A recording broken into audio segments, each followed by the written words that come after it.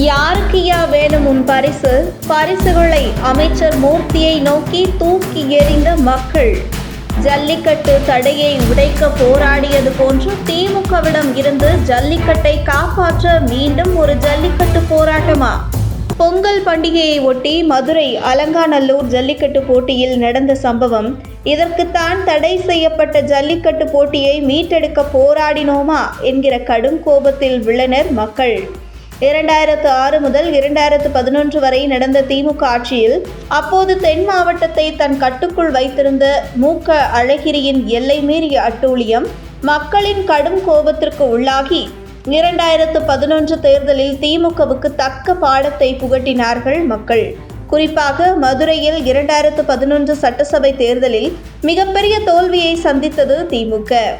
இதற்கு முக்கிய காரணம் மு.க. அழகிரியின் அட்டூழியம்தான் என்கிற விமர்சனம் அப்போது எழுந்தது. இந்த நிலையில் தற்பொழுது மு.க. அழகிரி என்ன தவறை செய்தாரோ அதே தவறை மதுரையில் அமைச்சர் மூர்த்தி செய்து வருவதாக குற்றச்சாட்டுகள் எழுந்து வரும் நிலையில் ஜல்லிக்கட்டு போட்டியில் அமைச்சர் மூர்த்தியின் அரசியல் தலையீடு மிகப்பெரிய அளவில் உள்ளதாக மதுரை மக்கள் குமுறி வருகிறார்கள். காலை 7 மணிக்கு தொடங்க இருந்த அலங்காநல்லூர் ஜல்லிக்கட்டு போட்டி துணை முதல்வர் உதயநிதி ஸ்டாலின் வருவதற்கு தாமதம் ஏற்பட்டதன் காரணமாக சுமார் 1 மணி நேரத்திற்கு மேல் தாமதமாக அலங்காநல்லூர் ஜல்லிக்கட்டு போட்டி தொடங்கப்பட்டுள்ளது. ஒரு கட்சி கூட்டம் என்றால் அந்த கட்சி தொண்டர்கள் அவர்களுடைய தலைவர் வருகைக்காக எத்தனை மணி நேரம் வேண்டுமானாலும் கால் கடுக்க உச்சி வெயிலில் காத்து கொண்டிருக்கலாம். ஆனால் ஜல்லிக்கட்டு போட்டி அரசியலுக்கு அப்பாற்பட்ட பொதுவான போட்டி. அப்படி இருக்கையில் உதயநிதி வரும் வரை மாடுபிடி வீரர்களும் போட்டியில் கலந்து கொள்ள வந்த மாடுகளும் போட்டியை காண வந்த பார்வையாளர்களும் எதற்காக காத்திருக்க வேண்டும் என்கிற குமுறலை அலங்காநல்லூர் ஜல்லிக்கட்டு போட்டியில் பார்க்க முடிந்தது. அந்த வகையில் உதயநிதி வருகைக்காக சுமார் 1 மணி நேரத்திற்கு மேலாக அலங்காநல்லூரில் ஜல்லிக்கட்டு போட்டி தொடங்கப்படாமலேயே இருந்தது.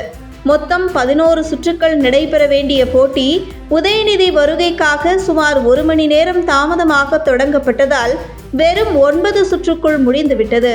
இதனால் கடைசி 2 சுற்றுக்கள் நடைபெறவில்லை. இதனால் கடைசி 2 சுற்றுகளுக்காக அவிழ்க்கப்பட வேண்டிய காளைகள் அவிழ்க்கப்படவில்லை. இதனைத் தொடர்ந்து அவிழ்க்கப்படாத காளை உரிமையாளர்களை சமாதானம் செய்ய அவர்களுக்கு பரிசு வழங்கப்பட்டது.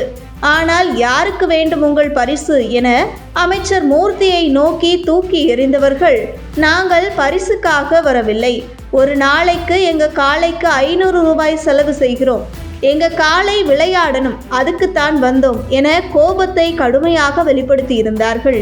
இப்படி பல காளைகள் அவிழ்க்கப்படாமல் இருக்க காரணம் உதயநிதி ஸ்டாலின் வருவதற்கு தாமதம் ஏற்பட்டதால் போட்டி தாமதமாக தொடங்கப்பட்டதுதான் என்கிறார்கள் காளை உரிமையாளர்கள். மேலும் ஜல்லிக்கட்டு போட்டியில் கலந்து கொள்வதற்காக ஆன்லைன் டோக்கன் பதிவு செய்தாலும் கூட கிராமப்புறத்தில் உள்ளவர்களுக்கு டோக்கன் கிடைக்கவில்லை. உள்ளூர் மாடுகளுக்கு டோக்கன் கிடைக்கவில்லை. அரசியல் சிபாரிசுகள் இருந்தாலே டோக்கன் கிடைக்கிறது என்கிற குற்றச்சாட்டும் எழுந்துள்ளது. மேலும் முதல் 300 டோக்கன்கள் பெரும்பாலும் அமைச்சர் மூர்த்தியின் சிபாரிசு மாடுகளுக்கே கிடைக்கிறது என்கிற குற்றச்சாட்டு எழுந்துள்ளது. இந்த நிலையில் ஜல்லிக்கட்டு போட்டியின் தடையை உடைக்க தமிழகம் முழுவதும் மக்கள் போராடி ஜல்லிக்கட்டு போட்டியை மீட்டெடுத்தது போன்று தற்பொழுது ஜல்லிக்கட்டு போட்டியை எந்த ஒரு அரசியல் தலையீடும் இல்லாமல் நடக்க திமுகவிடமிருந்து ஜல்லிக்கட்டு போட்டியை காப்பாற்ற போராட்டம் நடத்த வேண்டிய சூழல் ஏற்பட்டுள்ளது என்கிறார்கள் ஜல்லிக்கட்டு ஆர்வலர்கள்.